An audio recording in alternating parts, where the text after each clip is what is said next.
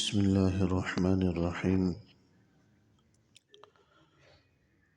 وعن عبد الله بن عمرو رضي الله تعالى عنه أن رسول الله صلى الله عليه وسلم قال: أربع إذا كن فيك فلا عليك ما فاتك الدنيا: حفظ أمانة وصدق حديث وحسن خليقة وعفة في طعمة. حضرت عبداللہ ابن عمرو بن العاص رضی اللہ عنہما حضور علیہ السلام کا ارشاد گرامی نقل فرماتے ہیں کہ چار باتیں، یہ چار صفات اور یہ چار چیزیں اگر آپ کے اندر موجود ہیں تو دنیا نہ بھی ملے تو کوئی پرواہ نہیں ہے، دنیا فوت ہو جائے اور دنیا میں سے ایک رتی بھی نہ ملے تو کوئی پرواہ نہیں ہونی چاہیے۔ یعنی چار صفات اگر کسی آدمی کو نصیب ہو جائیں تو یہ چار صفات اس کے لیے دنیا و ما فیہا سے بہتر ہے، دنیا جہاں کی دولتوں سے، دنیا جہاں کی نعمتوں سے اور دنیا جہاں کی آسائشوں سے بہتر ہے۔ وہ چار صفات کیا کیا چیز ہے؟ حفظ امانت، سب سے پہلی صفت فرمائی امانت کی حفاظت، امانت دار ہو، امین ہو، حفاظتوں کی امانت کو جانتا ہو، امانتوں کی حفاظت کو جانتا ہو۔ صدق حدیث، دوسری بات فرمائی کہ بول کا سچا ہو، جھوٹ سے اجتناب کرتا ہو۔ تیسری بات فرمائی کہ وہ حسن خلیقہ، اخلاق اچھے ہوں، عمدہ اخلاق ہوں۔ اور چوتھی بات ارشاد فرمائی عفت فی طعمت، لقمہ حلال کا ہو، لقمہ حرام کا نہ ہو، پیٹ میں جانے والا لقمہ مال حرام کا نہ ہو، مال حلال کا ہو۔ تو یہ چار صفات جس آدمی کے اندر ہوں، گویا کہ اس کو دنیا جہاں کی نعمتیں مل گئی، اگر دنیا میں سے کچھ بھی نہ ملے تو کوئی پرواہ اس کو نہیں ہونی چاہیے۔ یہ چار عمدہ صفات ایسی ہیں کہ اس کے ذریعے انسان آخرت کی سدا بہار نعمتوں کو حاصل کر سکتا، آخرت کی نہ ختم ہونے والی اور آخرت کی دائمی نعمتوں کو انسان حاصل کر سکتا۔ آخرت کی دائمی نعمتوں کے مقابلے میں دنیا کی نعمتیں بے حیثیت، بے وقعت ہیں، نہ ہونے کے برابر ہیں۔ ایسی ایسی نعمتیں اللہ جل شانہ نے آخرت میں ایمان والوں کے لیے، نیکوکاروں کے لیے جنت میں تیار کر رکھی ہیں جس کا ہم دنیا میں تصور نہیں کر سکتے۔ بعض روایات کے اندر آیا کہ بھئی ما لا عین رأت، ایسی نعمتیں ہوں گی کہ آج تک کسی آنکھ نے دیکھی نہیں ہوں گی۔ ولا اذن سمعت، ایسی نعمتیں ہوں گی کہ آج تک کسی کان نے ان نعمتوں کا تذکرہ نہیں سنا ہوگا۔ ولا خطر علی قلب بشر، اور ایسی نعمتیں ہوں گی کہ کسی دل میں، کسی آدمی کے دل میں اس کا خیال تک بھی نہیں پیدا ہوا ہوگا۔ آنکھ سے دیکھنا تو دور کی بات، کانوں سے سننا تو بڑی بات، دل میں اس کا خیال بھی نہیں آیا۔ ایسی ایسی نعمتیں اللہ جل شانہ نے ایمان والوں کے لیے، اہل جنت کے لیے جنت میں تیار کر رکھی، تو جس کا ہم دنیا میں تصور نہیں کر سکتے۔ دنیا کی یہ ساری نعمتیں، یہ سب ہمیں ہیچ معلوم ہوں، بے حیثیت، بے وقعت معلوم ہوں۔ جس طرح دنیا کی زندگی آخرت کے مقابلے میں بے حیثیت ہوگی۔ جب لوگوں سے پوچھا جائے گا کہ آپ دنیا میں کتنے رہے، تو وہ کہیں گے کہ یا تو ایک صبح رہے ہیں یا ایک شام رہے ہیں، یعنی اتنا وقت گزرا ہے جتنا ایک رات کے گزرنے کا دورانیہ ہوتا ہے یا ایک دن کے گزرنے کا دورانیہ ہوتا۔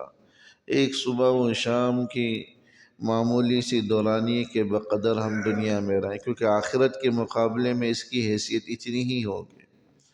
اس لیے ایک صبح یا ایک شام کی خاطر آدمی اپنی آخرت کی ابدی اور دائمی نعمتوں کو قربان کر دیتا ہے، دائمی زندگی کو برباد کر دیتا ہے، اس سے بڑھ کر حماقت والی بات اور کیا ہو سکتی۔ اس حدیث میں فرمایا کہ اگر 4 صفات اپنے اندر پیدا کر لیں تو اللہ تعالیٰ آخرت کی سدا بہار نعمتوں کا حقدار بنا دے گا، پھر دنیا کے فوت ہو جانے کا کوئی افسوس نہیں ہوگا۔ مجھے دنیا نہیں ملی، فلاں کو بہت زیادہ ملی، اس کا کچھ بھی افسوس نہیں ہونا چاہیے۔ وہ 4 صفات کیا ہے؟ حفظ و امانہ، امانت کی حفاظت ہو۔ امانت کا مفہوم بڑا وسیع ہوتا ہے۔ امانت کے اندر بندوں کے حقوق بھی داخل ہیں، اللہ کے حقوق بھی داخل ہیں۔ اللہ کے حقوق کیا ہیں؟ نمازوں کا جو فرائض ہیں ہم پر، اس کا اہتمام ہو، جو گناہ ہے اس سے اجتناب ہو۔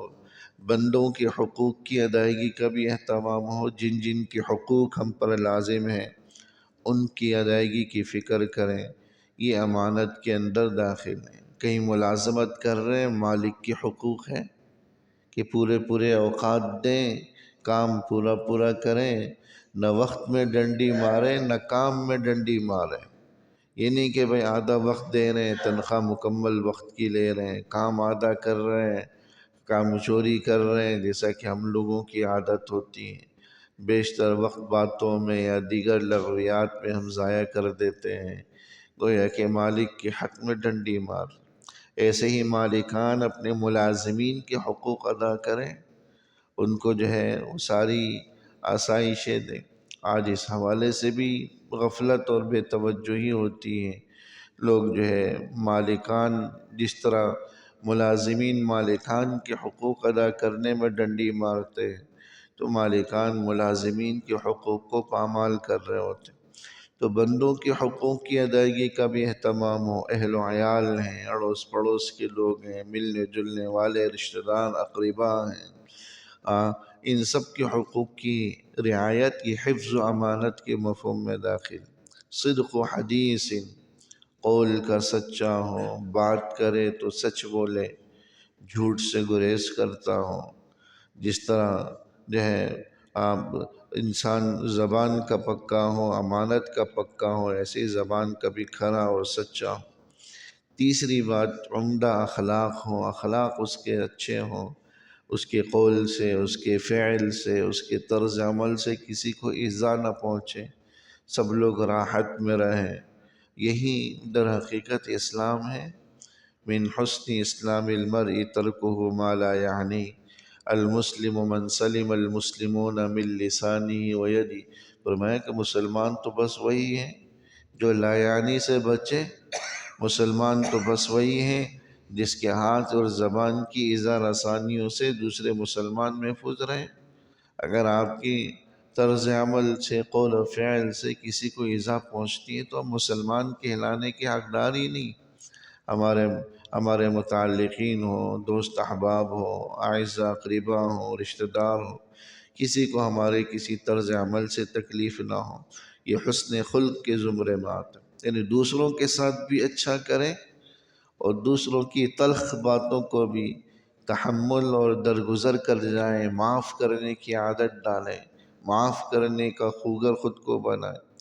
اور سب سے آخری جو بات بتائی وہ بڑی اہمیت کی حامل ہے، عفت فی طعمہ، لقمہ حلال کا ہو، لقمہ حرام کا نہ ہو، مشکوک نہ ہو۔ آج جو صورتحال ہے، آدمی کو پتہ ہی نہیں چلتا جو کھا رہا ہے حلال کا کھا رہا ہے کہ حرام کا کھا رہا ہے۔ ذرا سی بے احتیاطی ہمارے اس لقمے کو حرام بنا دیتی۔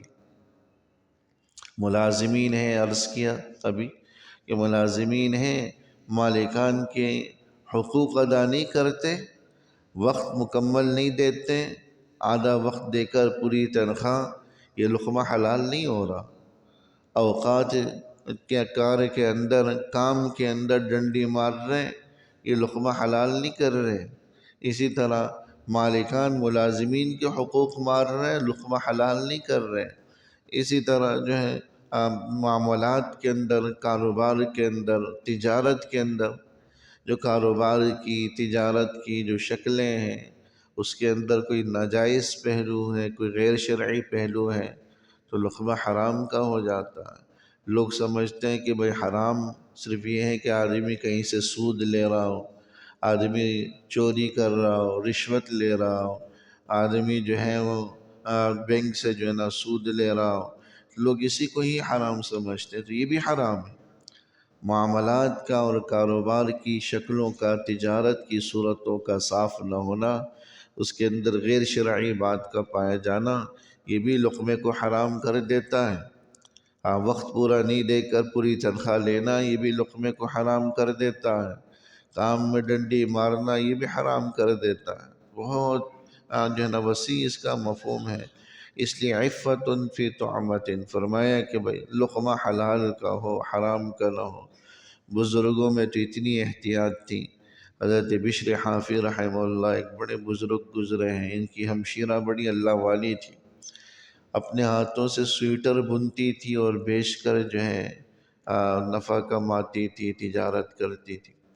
تو 2 سویٹریں انہوں نے بنائی، ہر ایک دونوں بنی ہوئی اپنے ہاتھ کی اور خود ہی بنائی ہوئی ایک جیسی، لیکن کہا کہ اس کی قیمت کچھ کم ہے اور دوسری کی قیمت کچھ زیادہ ہے۔